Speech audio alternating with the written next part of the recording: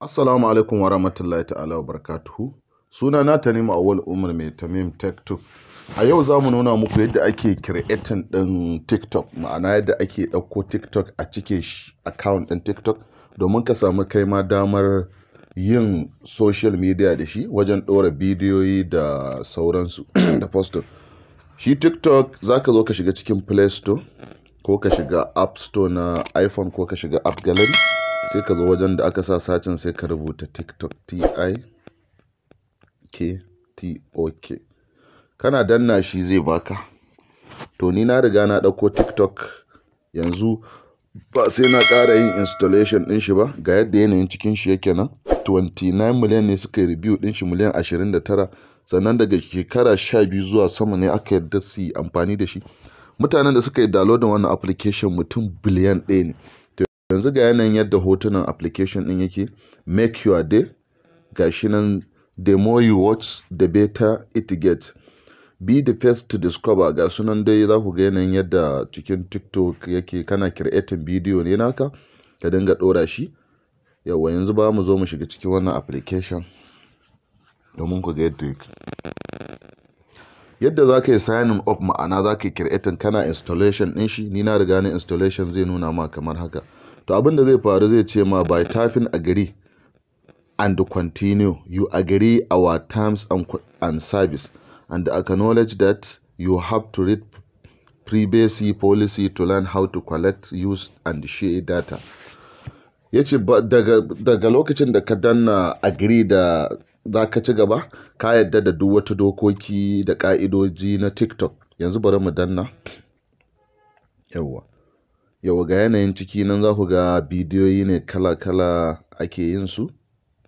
Kai ma za ka iya creating ka ɗora naka. Yawwa yanzu abin da zai faru shine za mu zo daga nan ƙasa za ku ga an sa home. Nan kuma wajen search an sa discover. Na biyu kuma wata alamar tara da inbox. To yanzu saboda sabo ne za mu zo mu danna nan. Kana danna mi ɗin nan zai ce ma signing off. Sai ka danna. Zai ce ma use phone or email, ko kai continue da Facebook ɗinka ko kuma ka zaɓi wata email ɗinka domin ka buɗe. Yanzu bari mu fara da na farkon nan. Za ka zo ka register, za ka cike shekarun haihuwarka. Ka zo za ka zaɓo shekarar da aka haife ka misali. Sai ka zaɓi wata, ya danganta dai da register. Nan ina muku ne a nuni.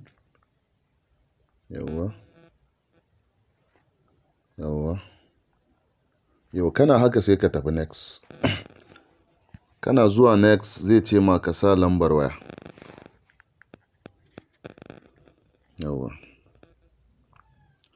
Zai ce ma ka sa ga lambobi nan wanda nake using da su akan waya. Yanzu bari in zaɓi ɗaya in sa shi. Ina danna wannan sai na ce sending. Za su turo code wanda gashi nan. Ba za su turo mana code. Yau gashi nan sun turo. Sai ka zo ka rubuta lambar da suka turo ma 8256.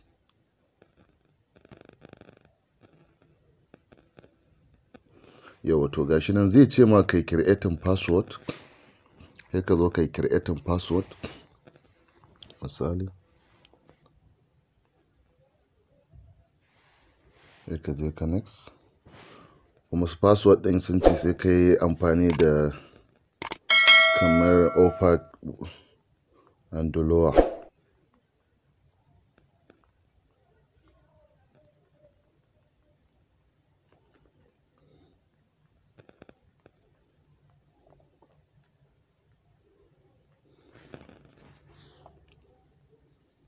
Sai kuma aka ce mai kai creating username.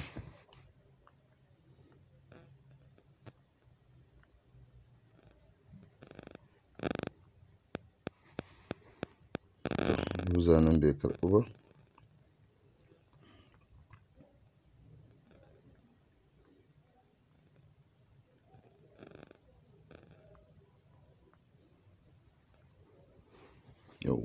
Username za ka yi creating username naka personally wanda za ka dinga buɗewa da shi.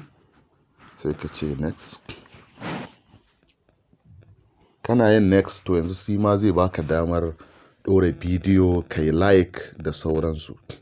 Yanzu kamar yadda kuke gani ga wannan bidiyon, za ku ga bidiyoyi na cin dariya, za kuma ka iya tallata hajojinka. Kamar nan ga wata nan tana ex boyfriend da my boyfriend. To gashi nan dai za ku ga bidiyoyi masu amfani da sauransu. To shi TikTok waje ne na wajen nishaɗi da sauransu. Za ku ga duk comedy ne da karatu. Har malamai ma suna iya buɗe TikTok da lakcarori haka su dinga advertising abubuwa da dama. To wannan shi ne. Shi TikTok ba wai wajen shirme ba ne. In ka ga dama kai shirman za ka yi, in kuma abu mai amfani za ka yi. Gashi nan dai haka ake creating ɗin account. To yanzu ka yi creating account. A lecture ta gaba za mu nuna muku kuma yadda ake ɗora bidiyo da ɗauko bidiyo da sauran editing da ya shafi cikin TikTok. Idan yau kuka fara ziyartar Tameem techtube, ku danna subscribe sannan ku danna ƙararrawa. Za mu dinga sanar da ku da zarar mun ɗora sabon bidiyo. Mun gode.